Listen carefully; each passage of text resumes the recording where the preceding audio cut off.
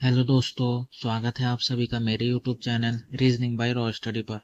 दोस्तों, railway NTPC CBT 2 graduate level का जो अभी 2026 में जो एग्ज़ाम हुआ था 10 जुलाई 2026 को एक ही शिफ्ट में एग्ज़ाम को कंप्लीट कराया गया था, तो उसका मैं रीजनिंग के सवालों को लेकर के आया हुआ हूँ। दोस्तों, इससे पहले मैंने पार्ट 1 को भी डाला हुआ था जिसमें मैंने इस शिफ्ट के 18 सवालों को सॉल्व करवाया था विद बढ़िया एक्सप्लेनेशन के साथ। दोस्तों, आज मैं इसका पार्ट 2 लेकर के आया हुआ हूँ। इसका एक और पार्ट भी आएगा, तो आप लोग तीनों पार्टों को देख लीजिएगा। बहुत अच्छे अच्छे सवाल इसमें आए हुए हैं, तो मैं बढ़िया समय लेके आपको सॉल्व करवा रहा हूँ एक एक सवाल को। ठीक है, तो चैनल को सब्सक्राइब कर लीजिएगा। दोस्तों, वीडियो को लाइक करिएगा और वीडियो को पूरा देखिएगा, वरना आप लोग को समझ में नहीं आएगा। ठीक है दोस्तों, पहला सवाल है, यदि प्लस और माइनस को आपस में बदल दिया जाए तथा इंटू और डिवाइड को आपस में बदल दिया जाए तो निम्नलिखित समीकरण में प्रश्न चिन्ह के स्थान पर क्या आएगा। दोस्तों, प्लस और माइनस को हमको बदलना, तो यहाँ प्लस था तो यहाँ माइनस आ जाएगा। ठीक है, और यहाँ माइनस है तो यहाँ पे प्लस आ जाएगा, और यहाँ इंटू है तो यहाँ आ जाएगा डिवाइड, और यहाँ डिवाइड है तो यहाँ इंटू। ठीक है, तो 2 डिवाइड बाई 10, 10 डिवाइड बाई 2 आ जाएगा 5। ठीक है, 35 माइनस का 5, उसके बाद प्लस 15 3 45। ठीक है, इस 45 और इस 35 और 45 को जोड़ेंगे 80 में, जब आप लोग 5 घटाएंगे तो आपको मिल जाएगा 75। ठीक है, तो इस प्रश्न का right answer option number D हो जाएगा। ठीक है दोस्तों, इस क्वेश्चन नंबर 65 का जो राइट आंसर होगा दोस्तों, वो हो जाएगा ऑप्शन नंबर डी। दोस्तों, अगले सवाल की तरफ चलते हैं। दोस्तों, 6 लोग है, A B C M N और ओ में से प्रत्येक के अंक अलग अलग हैं, केवल 2 व्यक्तियों के अंक बी से कम है। ठीक है, आपको इसमें बताना है सबके अलग अलग अंक हैं। तो लास्ट में पूछा है एन से अधिक कितने व्यक्तियों के अंक है। तो दोस्तों, सॉल्व करते हैं क्वेश्चन को।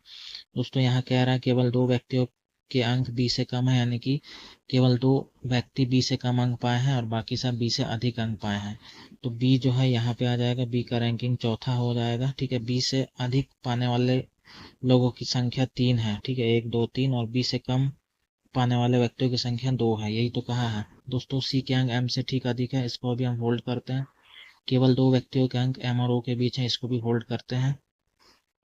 यहाँ पे जो दिया है किसी के भी अंक ओ से कम नहीं है, यानी कि ओ से ज़्यादा, सबके सब जो 6 लोग हैं उनमें से 5 लोग ओ से अधिक अंक पाए हैं, सिर्फ ओ ही सबसे कम अंक पाया है, तो ओ के अंक सबसे कम आ जाएंगे। ठीक है, और उसके बाद यहाँ पे जो कहा है कि केवल 2 व्यक्तियों के अंक एम और ओ के बीच हैं, तो एम यहाँ पे आ जाएगा, यानी कि जो एम का जो अंक है वो बी से अधिक है। ठीक है, और एम और ओ के बीच केवल 2 व्यक्तियों के अंक है, तो देख लीजिए एक बी है और एक अभी हम बैठाएंगे।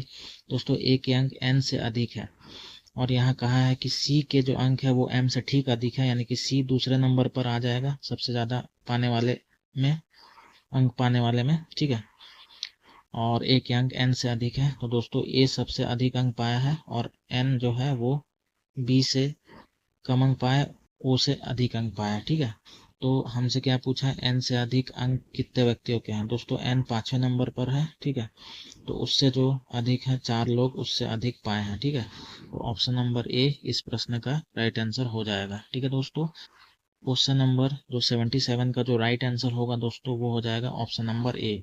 उम्मीद है आपको यह सवाल भी समझ में आ गया होगा। दोस्तों, अगले सवाल की तरफ चलते हैं। Question number 81, A B C D S T और यू में से प्रत्येक का जन्म जनवरी से शुरू होकर दिसंबर में समाप्त होने वाले एक ही वर्ष के एक ही विभिन्न महीने अर्थात जनवरी फरवरी अप्रैल मई जून सितंबर दिसंबर में हुआ है। डी का जन्म जून में हुआ है।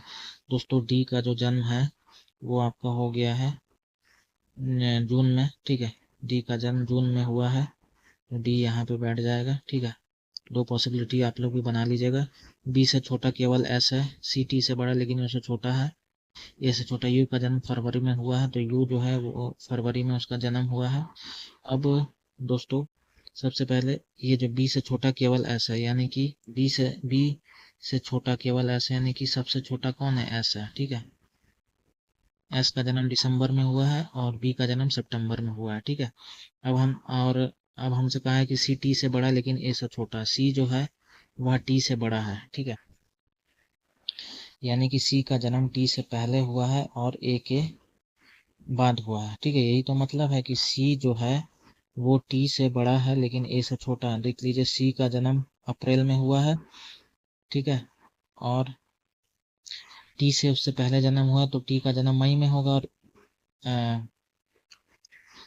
सी का जन्म टी से पहले हुआ है और ए के बाद हुआ है। यही तो कहा है, देख लीजिए, ए से छोटा, सी टी से बड़ा है लेकिन ए से छोटा है, यानी कि सी का जन्म टी से पहले हुआ है और ए के बाद हुआ, तभी तो दोस्तों सी टी से बड़ा होगा और ए से छोटा होगा। तो ये हमारा बैठ चुके हैं सारे लोग। अब हमसे क्या पूछ रहा है, बी और ए के बीच कितने व्यक्तियों का जन्म हुआ। दोस्तों, बी का जन्म कहाँ पे हुआ है, सितंबर महीने में, और ए का जन्म जनवरी महीने में हुआ है। ठीक है, तो इनके बीच कितने व्यक्तियों का जन्म हुआ, यही हमसे पूछा है। तो 1 2 3 4 व्यक्तियों का जन्म हुआ है बी और ए के बीच। ठीक है, तो इस प्रश्न का राइट आंसर क्या हो जाएगा, ऑप्शन नंबर ए हो जाएगा। ठीक है दोस्तों, क्वेश्चन नंबर 81 का जो राइट आंसर होगा ऑप्शन नंबर ए होगा। ठीक है दोस्तों अगले सवाल की तरफ चलते हैं। निम्नलिखित अक्षर श्रृंखला और प्रतीक श्रृंखला का संदर्भ ले और प्रश्न का उत्तर दे। गिनती केवल बाएं से दाएं की जानी है। ये आपका बाएं तरफ है, यह आपका दाएं तरफ है। ठीक है दोस्तों, हमसे कह रहा है कि ऐसी कितनी संख्या है जिनमें से प्रत्येक ठीक पहले एक अक्षर और ठीक बाद एक प्रतीक है। तो दोस्तों, इसका जो है संख्या से पहले आपका अक्षर होना चाहिए। ठीक है, तो संख्या के पहले तो अक्षर है लेकिन यहाँ पे उधर भी अक्षर है, तो ये नहीं होगा। ठीक है, ये नहीं काउंट होगा। संख्या के पहले अक्षर है, दोनों तरफ अक्षर है, यहाँ पे भी 7 के, तो ये भी नहीं होगा। ठीक है, और 7 के पहले अक्षर है लेकिन उसके बाद भी संख्या, तो ये भी नहीं होगा। दोस्तों, ये 5 के पहले क्या है, एक अक्षर है, और 5 के बाद एक प्रतीक भी है, तो ये हमारा काउंट हो जाएगा। ठीक है, संख्या के पहले अक्षर हमसे कहा गया है और संख्या के बाद क्या होना चाहिए, प्रतीक होना चाहिए, तो ये यहाँ से हमको मिल गया जैसा हमसे कहा है। ठीक है, संख्या के यहाँ 4 के दोनों तरफ आपके अक्षर है, तो ये काम नहीं होगा। तो ऐसे मात्र एक ही फिगर बन रहा है जहाँ पे कि संख्या के पहले अक्षर है और संख्या के बाद प्रतीक है। तो इस प्रश्न का जो राइट आंसर हो जाएगा दोस्तों, वो हो जाएगा ऑप्शन नंबर बी। ठीक है दोस्तों अगले सवाल की तरफ चलते हैं। उमर ओ मैरा बिंदु एफ से चलना शुरू करती है और दक्षिण की ओर 45 मीटर चलती है। दोस्तों, बढ़िया सवाल है, बहुत ध्यान से देखिएगा। ठीक है दोस्तों, चैनल को सब्सक्राइब जरूर करिएगा दोस्तों, और एक लाइक जरूर करिएगा दोस्तों। ठीक है, इससे मुझे भी मोटिवेशन मिलेगा। दोस्तों, आइए सॉल्व करते हैं ब्लैंक पेज पे। दोस्तों जो ओमेरा है ना, वह बिंदु एफ से स्टार्ट कर रही है चलना। ठीक है, और वो 45 मीटर कहाँ चलती है, दक्षिण की ओर चलती है। ठीक है, ये है ओमेरा। ठीक है, ओ मेरा, ठीक है, यहाँ से एफ से शुरू कर रही है, 45 मीटर दक्षिण की ओर वह चल रही है। ठीक है, उसके बाद दोस्तों, एक मिनट जी, एफ से चलना शुरू करती है, दक्षिण की ओर 45 मिनट चलती है, वह बाएं मुड़ती है, 30 मीटर चलती है। दोस्तों, उसके बाद वह बाएं मुड़ती है, 30 मीटर चलती है। ठीक है, उसके बाद दोस्तों फिर वह बाएं मुड़ती है और 20 मीटर चलती है तथा बिंदु सी पर पहुंचकर रुक जाती है। दोस्तों, फिर से वो बाएं मुड़ेगी और यहाँ पे बिंदु सी पर रुक जाती है।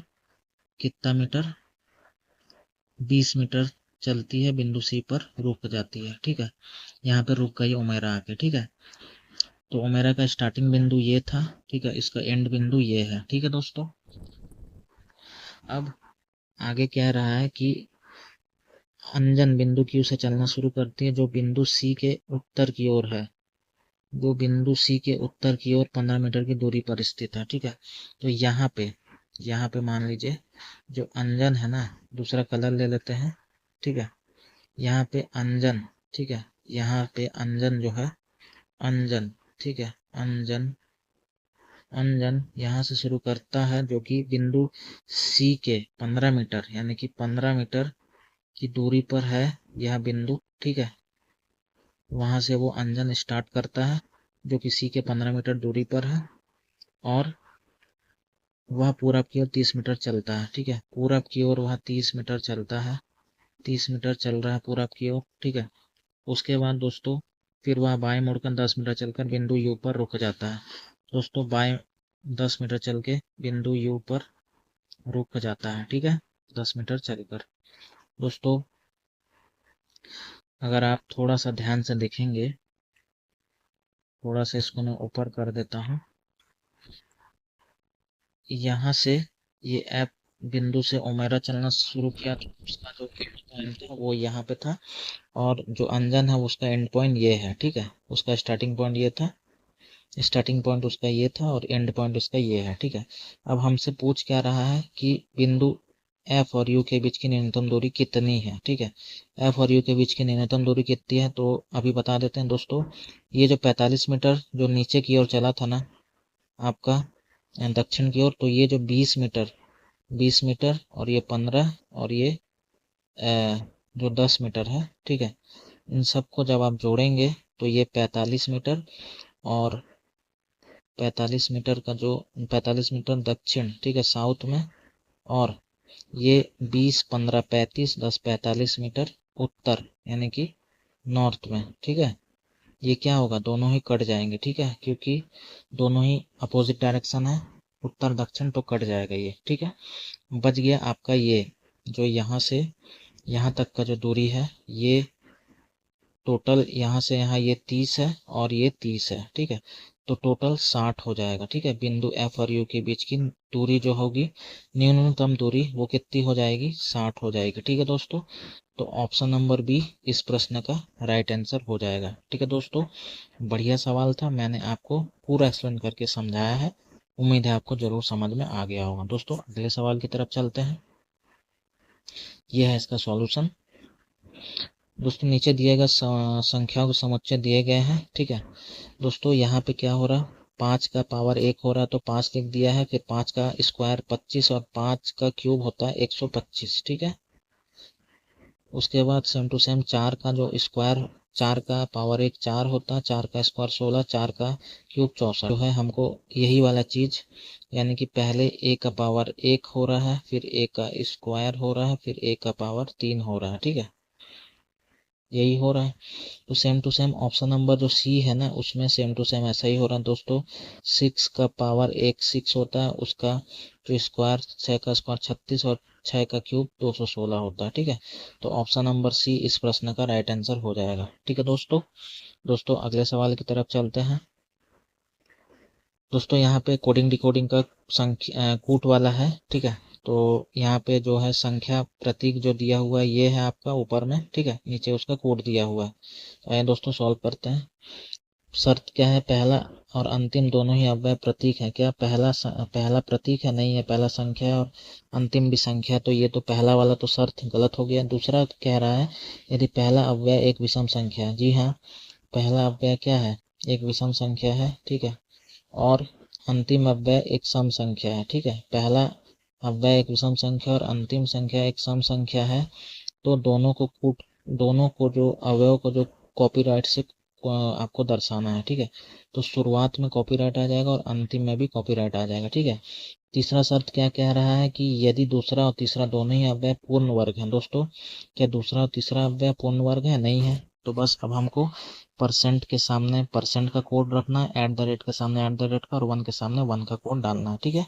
तो आइए दोस्तों परसेंट का कोड क्या है, ये देखिए परसेंट का कोड है एच, ठीक है, तो यहाँ पे एच आ जाएगा। उसके बाद एट द रेट का कोड क्या है, एट द रेट का कोड है ओ आ जाएगा।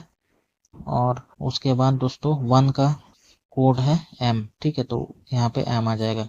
तो copyright H O M copyright किस में दिया हुआ है, copyright H O M copyright option number A में दिया हुआ है, ठीक है। तो दोस्तों इसका जो राइट आंसर हो जाएगा दोस्तों ऑप्शन नंबर ए हो जाएगा, ठीक है दोस्तों अगले सवाल की तरफ चलते हैं। उम्मीद है आपको समझ में आ रहा होगा। दोस्तों यदि प्लस माइनस को परस्पर बदल दिया जाए तथा इंटू डिवाइड को परस्पर बदल दिया जाए तो निम्नलिखित समीकरण में प्रश्न चिन्ह के स्थान पर क्या आएगा। आइए दोस्तों सॉल्व करते हैं। दोस्तों यहाँ पे इंटू की जगह पे आ जाएगा डिवाइड, ठीक है, माइनस की जगह पे प्लस, डिवाइड की जगह पे इंटू, प्लस की जगह पे माइनस, इंटू की जगह पे डिवाइड, डिवाइड की जगह पे इंटू, माइनस की जगह पे प्लस, प्लस की जगह पे माइनस, ठीक है। तो सबसे पहले 81 डिवाइड बाई 9, यहाँ पे 9 आ जाएगा। फिर यहाँ पे 81 गुणा 9, इसको हम बाद में कर रहे हैं, पहले तो 14 डिवाइड बाई 2 कर लीजिए, तो यहाँ पे 7 आ जाएगा, ठीक है, माइनस